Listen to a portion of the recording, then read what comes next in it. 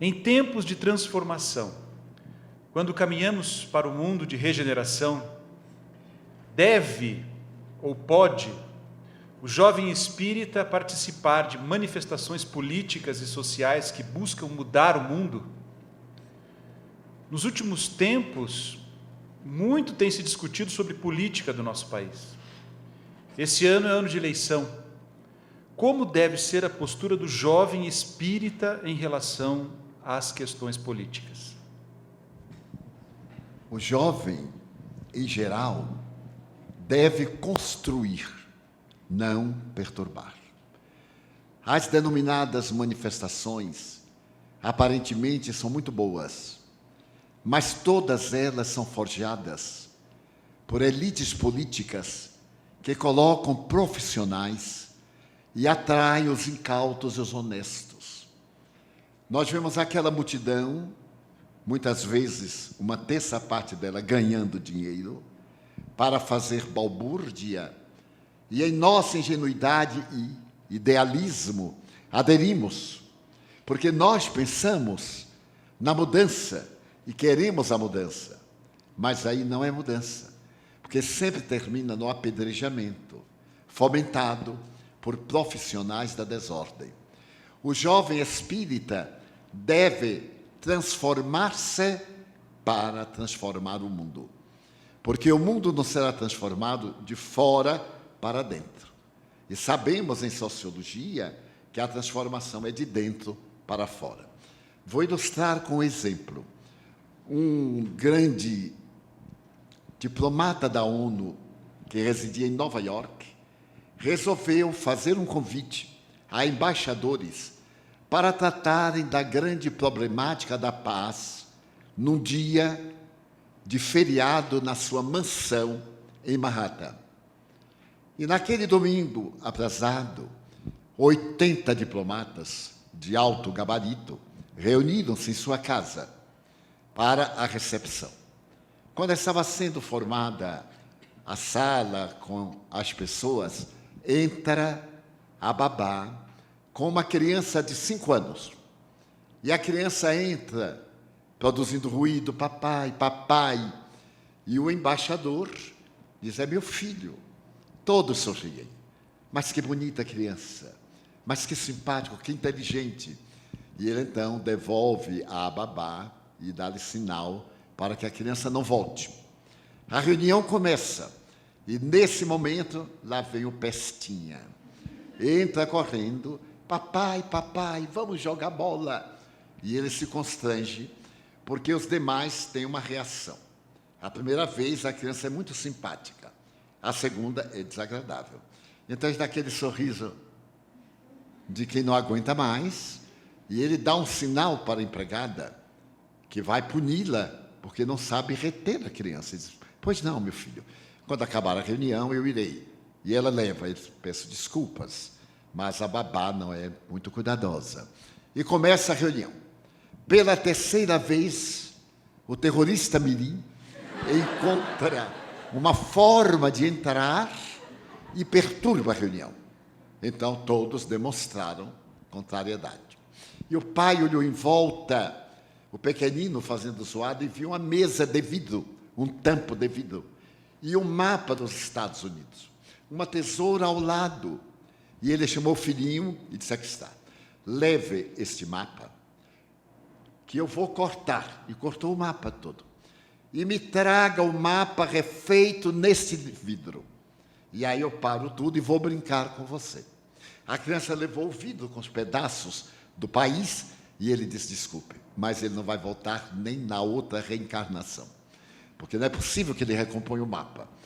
E o menino disse, eu saio, a reunião começa quando está no auge do que fazer para manter a paz.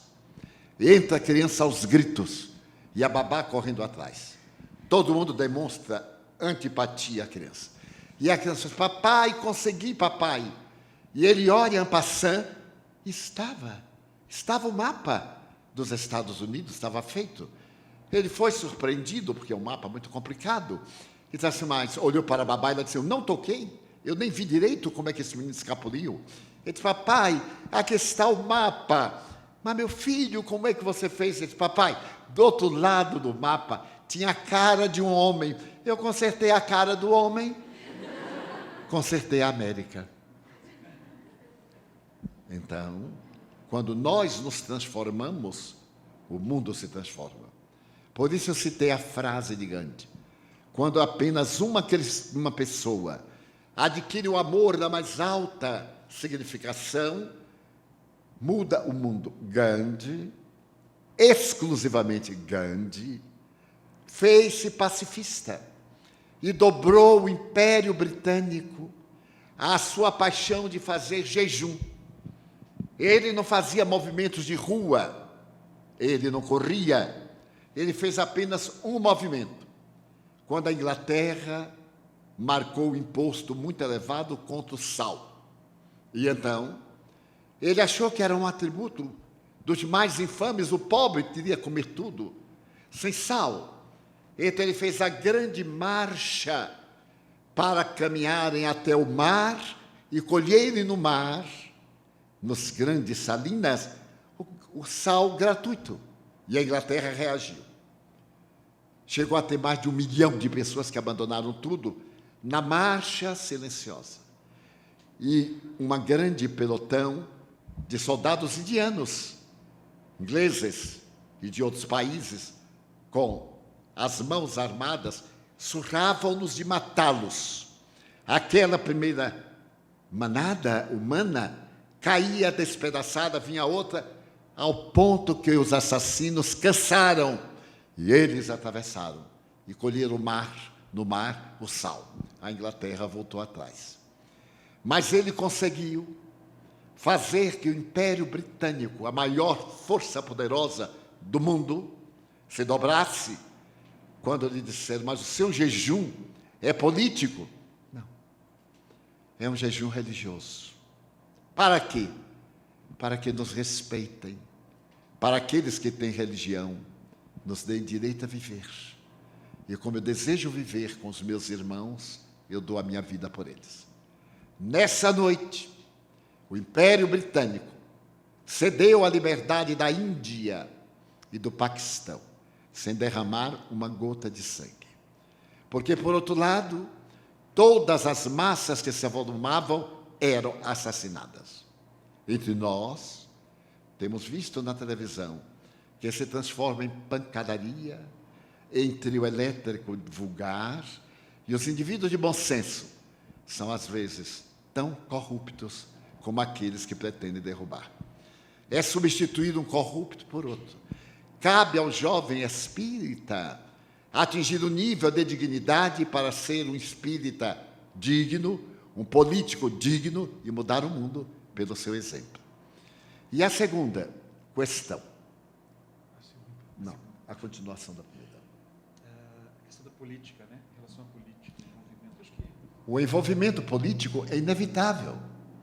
Aristóteles dizia que a criatura humana é um animal político.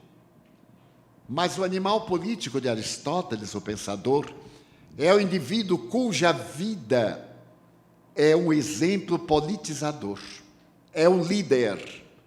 E esse líder atrai simpatizantes. Esses simpatizantes seguem-no e ele se torna um exemplo. Ele tem o direito de votar e de ser votado, mas não tem o direito de trazer ao centro espírita os seus pensamentos políticos, porque o centro espírita é um lugar de uma outra política, a política do Evangelho, da não violência, do amor. Mas o cidadão de bom caráter, se é omisso, ele está colaborando para a desgraça do mundo. Então é necessário prestar atenção na sutileza.